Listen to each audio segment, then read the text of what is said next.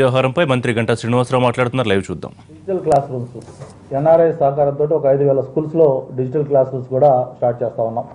ఇవన్నీ కాకుండా ముఖ్యంగా ఇన్ఫ్రా ఏదైతే ఆంధ్రప్రదేశ్లో స్కూల్స్ ఉన్నాయో ఆ స్కూల్స్లో చాలా స్కూల్స్లో ఇంకా అక్కడక్కడ ఫెసిలిటీస్ వీటికి సంబంధించిన క్లాస్ రూమ్స్ కావచ్చు, కాంపౌండ్ వాల్స్ కావచ్చు, టాయిలెట్స్ కావచ్చు, కిచెన్ షెడ్స్ కావచ్చు, ప్లే గ్రౌండ్స్ కావచ్చు, ఇటువంటి లేని స్కూల్స్ అవి ఉన్నాయో వాటిలన్నింటిలో కూడా పెట్టడం కోసం అని చెప్పని మొట్టమొదటిసారిగా ముఖ్యమంత్రి గారు ఒక వినూత్న ఆలోచన చేసి 4,000 కోట్ల రూపాయలు యాన్యుటీ బేసిస్ కింద ఎడ్యుకేషన్ పరంగా ఒక ఇనిషియేషన్ తీసుకున్నాం.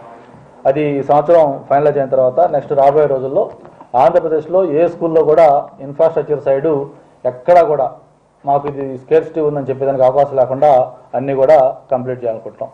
ఈ విధంగా అన్ని ఇనిషియేషన్స్ తీసుకొని ఆంధ్రప్రదేశ్లో ఒక మోడల్ స్టేట్ కింద ఎడ్యుకేషన్ని తీసుకురావాలని చెప్పి అన్ని ప్రయత్నాలు చేస్తూ ఉన్నాం. ముఖ్యమంత్రి గారి యొక్క ప్రయారిటీ కూడా ఈరోజు ఎడ్యుకేషన్కి కొంత హైయెస్ట్ ఇస్తున్నాం. ఒక పక్క టీచర్స్ ట్రాన్స్ఫర్స్లో కౌన్సిలింగ్ పెట్టి ఎక్కడా కూడా దీంట్లో ప్రెజర్స్గా లేకుండా ట్రాన్స్పరెంట్గా ఒక వెబ్ కౌన్సిలింగ్ చేస్తూ ఉన్నాం. అలాగే వాళ్ళకి వెయిటేజ్ ఇస్తూ ఉన్నాం పర్ఫార్మెన్స్కి. ఈ విధంగా అన్ని ఇనిషియేషన్స్ తీసుకుంటామని చెప్పి కూడా తెలియజేసుకుంటా ఉన్నాం. అలాగే మొన్న జరుగుతున్న 10th క్లాస్ ఎగ్జామినేషన్ సంబంధించి కొంత దుష్ప్రచారం, కొన్ని రూమర్స్ కూడా వస్తూ ఉన్నాయి. 10th పేపర్ లీకేజ్ అయింది, ఇది పర్టికులర్గా నెల్లూరులో నారాయణ కాలేజ్ లీక్ అయిందని చెప్పి కూడా వారి మీద ప్రచారం చేస్తూ ఉన్నారు. అంతేకాకుండా ఈరోజు ఒక పేపర్లో మెయిన్ న్యూస్ రైటింగ్ అని కూడా వేసి దాన్ని అసెంబ్లీలో చూపించి గొడవ కూడా చేస్తూ ఉన్నారు. దీని మీద మీ ద్వారా ఈ తెలుగు ప్రజలందరూ కూడా ఒకటే తెలియజేస్తా ఉన్నాను, ఆ పేపర్ లీకేజ్ అనేది ఏమాత్రం కూడా వాస్తవం కాదు.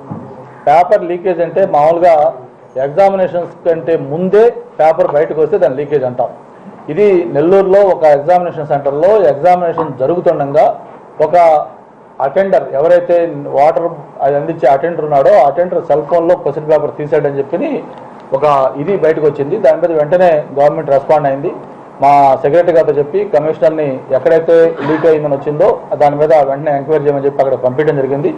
ఆ జిల్లా కలెక్టర్కి, ఎస్పీతో కూడా మాట్లాడాం. దాని మీద ఎంక్వైరీ చేసి ఈరోజు ఈవినింగ్ రిపోర్ట్ ఇస్తా ఉన్నారు.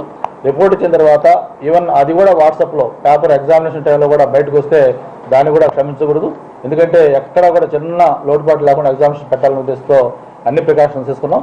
ఒకవేళ దాంట్లో ఎవరైనా ఇన్వాల్వ్ అయినట్టుగా కాలేజ్ మేనేజ్మెంట్ వాళ్ళు కానీ లేకపోతే ఇంకొకరు కానీ ఇన్వాల్వ్ అయితే వాళ్ళు ఏ స్థాయి వ్యక్తులైనా సరే వాళ్ళ మీద ఇనిషియేషన్స్ చర్యలకి చెప్పడం జరిగింది. ఈరోజు మార్నింగ్ ముఖ్యమంత్రి గారు కూడా అందరితో మాట్లాడినప్పుడు కూడా ఈ పేపర్ సంబంధించిన లీకేజ్ సంబంధించి కూడా బయట వార్తలు వస్తూ ఉన్నాయి, దీని మీద ఇమీడియట్గా ఎంక్వైరీ చేయండి, దీంట్లో ఎవరైనా ఇన్వాల్వ్ అయ్యంటే వాళ్ళ మీద యాక్షన్ కూడా తీసుకుని చెప్పిన కూడా ముఖ్యమంత్రి గారు చాలా గట్టిగా చెప్పడం జరిగింది. దీన్ని కేవలం ఒక దుష్ప్రచారం, ఒక ఇమేజ్ పాడు చేయాలనే ఉద్దేశంతో దీన్ని ఇష్యూని ప్రతిపక్షం చేస్తుంది తప్ప దీంట్లో ఏమాత్రం వాస్తవం లేదని కూడా